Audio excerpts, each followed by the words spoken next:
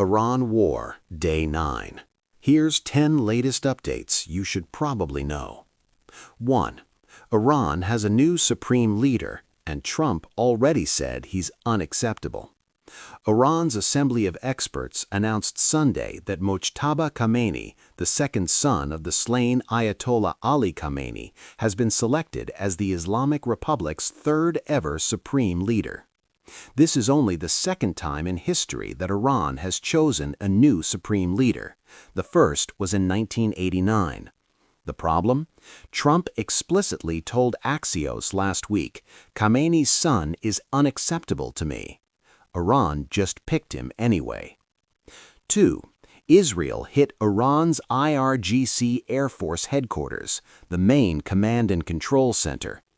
Israel confirmed it struck the IRGC Aerospace Force headquarters, the central command used to direct all of Iran's Air Force activity. This wasn't a weapons depot. This was the brain of Iran's aerial operations. Wide-scale strikes also hit additional Iranian regime targets in Tehran and other areas of the country simultaneously. 3. Iran's oil facilities are burning. Tehran's sky turned black. Israel struck Iran's oil storage and refining facilities for the first time since the war began. The Shahran and Shah Ray oil depots, both in Tehran, were hit and set ablaze. CNN's team on the ground in Tehran reported blackened rain falling over the city on Sunday morning from the burning oil fires. Analysts say this is designed to cut fuel supplies to Iranian troops and create a psychological crisis among the civilian population. 4. A seventh American service member has died. U.S. Central Command confirmed the death of another American service member from injuries sustained during Iran's initial strikes across the Middle East. 7 U.S. soldiers are dead. Trump, speaking at the dignified transfer ceremony at Dover Air Force Base, called it a very sad day, then doubled down, saying, "We're winning the war by a lot." 5. Iran's foreign minister ruled out any ceasefire on live TV.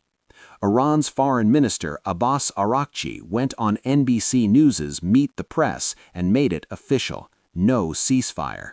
We need to continue fighting for the sake of our people. He also pointed out that the U.S. National Intelligence Council's own internal report found the war is destined to fail and that toppling Iran's government through military strikes is unlikely. The U.S. government's own intelligence saying the war probably won't achieve its goal.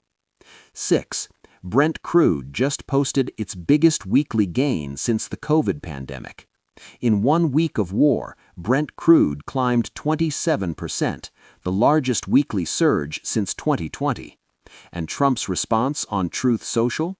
Short-term oil prices, which will drop rapidly when the destruction of the Iranian nuclear threat is over, is a very small price to pay for U.S. and world safety. My thoughts: watching $100 oil become not a question of if, but when. 7. The UAE intercepted 16 missiles and 113 drones in a single day. The UAE's defense ministry confirmed its air defenses intercepted 16 ballistic missiles and 113 drones from Iran on Day 9 alone. 3 foreign nationals from Pakistan, Nepal, and Bangladesh were killed in the UAE by missile debris. 112 residents were injured. This is not a distant war. It is landing on civilians in one of the world's most international cities. 8. Saudi Arabia was hit for the first time. People were killed on Saudi soil.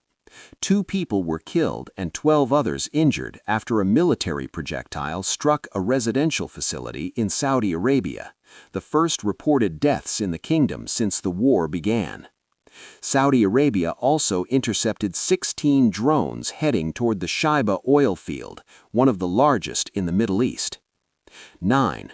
China publicly demanded that the war stop. Xi is preparing to meet Trump. China's Foreign Minister Wang Yi told reporters at China's annual leadership summit this was a war that should never have happened and a war that benefited no one. He called for an immediate halt to military operations and for all parties to return to the negotiating table. The timing matters. Xi Jinping is preparing to host Trump in Beijing. If it happens, let's pay attention to this. Could be huge. 10. The death toll is staggering and climbing. More than 1,300 killed in Iran, including 200 children and 200 women, confirmed by the Iranian Health Ministry. Over 300 killed in Lebanon, about a dozen in Israel, 7 U.S. soldiers. The UN declared this a major humanitarian emergency, and Iran's foreign minister says there will be no ceasefire. To summarize, here's what happened.